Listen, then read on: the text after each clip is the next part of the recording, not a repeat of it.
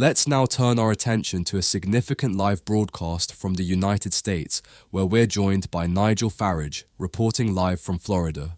In an electric atmosphere at West Palm Beach, Farage was seen among the crowd during Donald Trump's acceptance speech, looking genuinely pleased. When asked about his feelings, Farage expressed immense delight, describing Trump's comeback as one of the most remarkable political resurgences in modern history, comparable only to Winston Churchill. Farage highlighted that the unexpected success of Trump, who was largely underestimated just a day prior, reflected a powerful shift in public sentiment across the United States. Farage attributes this success to Americans' frustration with the direction of the current administration and their demand for strong leadership. With Nigel Farage, who joins us live from Florida. Good morning to you. We spotted you there in the crowd in West Palm Beach where Donald Trump was making that acceptance speech, looking rather pleased. How are you feeling? Oh, delighted, absolutely delighted. This is what I thought it would happen, but it's happened on a really big scale. The swings towards Trump are truly remarkable, so I'm thrilled by that. On a human level, for him, this is the most incredible political comeback we've seen in modern times. I mean, no one since Churchill has gone from the top to the bottom and come back again in quite this way. That's remarkable. And just the number of Americans just saying, hey, you know what? We've had enough of the direction our government's going in. We want somebody who gives strong leadership. No, it's a truly, whether you like him or not, he is a remarkable human being. It's a great achievement, and I'm very proud to call him a friend of mine. But it wasn't predicted, Nigel. You look back to just yesterday, and no one was saying this was going to happen. Why has it happened? Why did it happen?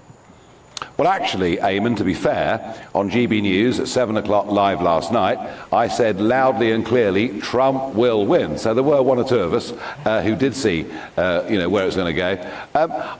I just think that the silent majority in America, and by the way, we have the same silent majority in our country, they've just had enough of big governments who tax too much, who make people's lives difficult, who overregulate them, who pursue policies on energy, for example, that put people's bills up. All of those things are there. But the crucial one, to add to that, is the border. You know, over 10 million illegal immigrants have come into the United States of America since Joe Biden was president. And people are seeing in their cities increases in crime, gang crime in particular, huge problems. And what they want is somebody to provide a solution. My memory is long enough to go back to the midterms when you were predicting the red wave then, and it didn't materialise. Clearly, the tide has now turned. I wonder in the post-mortem how much of this will be blamed perhaps on the failures of Joe Biden in all of this, that his legacy has handed this to Trump as well. Well, of course. I mean, the withdrawal from Afghanistan, which led to the Taliban taking back over after 20 years of much treasure and much blood that was shed by us and the Americans and one or two others, clearly part of the failure. The fact the world is closer to a conflagration than it's been at any point in any of our lifetimes when we put on Joe Biden.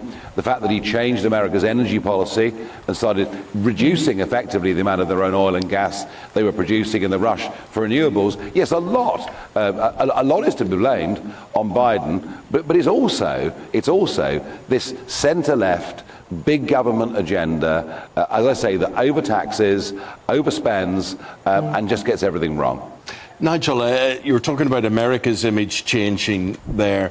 What about the president's image? What about Donald Trump's image? Do you think we'll see a different Donald Trump, a more conciliatory Donald Trump in any way, a man who's got less to prove? He knows what he's got to do, but he's got less to prove. Yeah. Do you know, over the last 48 hours, I've seen him a couple of times. He has been calm in the most extraordinary way. He, over the last few weeks, has shown humour in public. We've not seen before. I've seen it in private. We've seen it in public.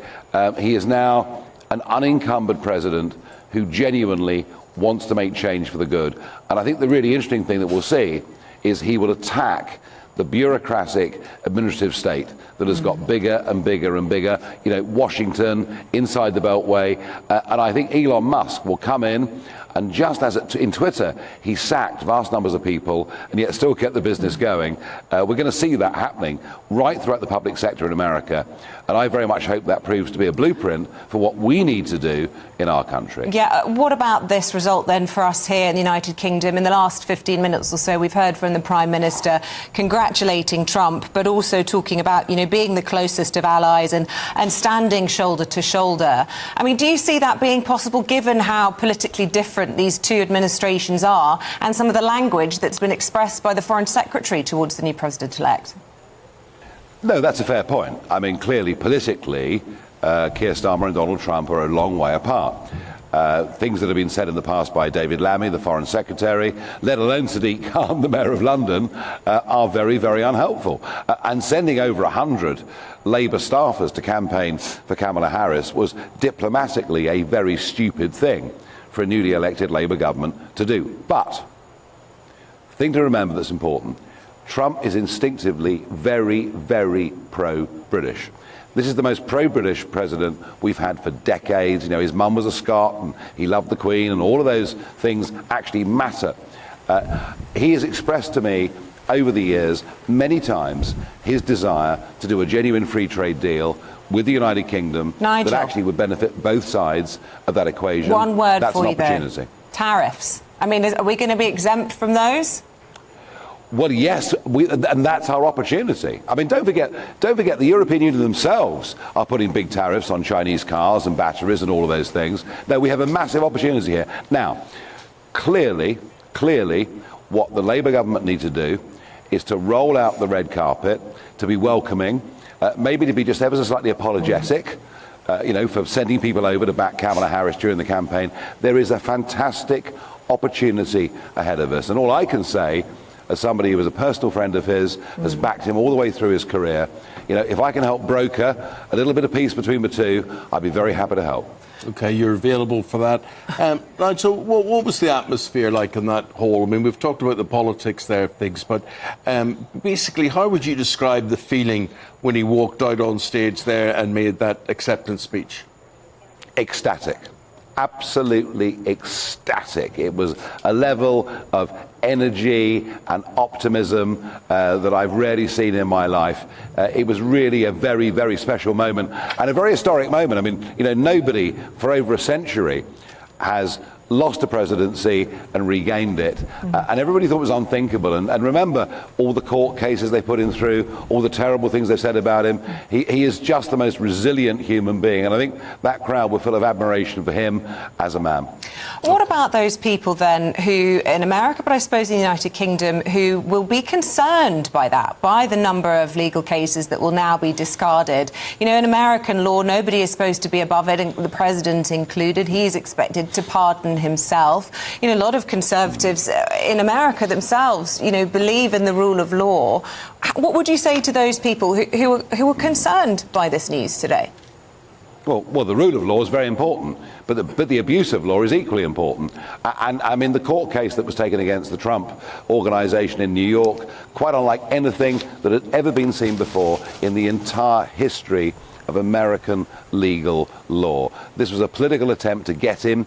The great American public saw through the middle of that. I don't expect him for a moment to be as vindictive against them as they were against him. He's going to be too busy getting on with the job of governing. And frankly, you know, I mean, the most upset people tonight are mainstream media. People like Emily Maitlis swearing, you know, CNN virtually in tears.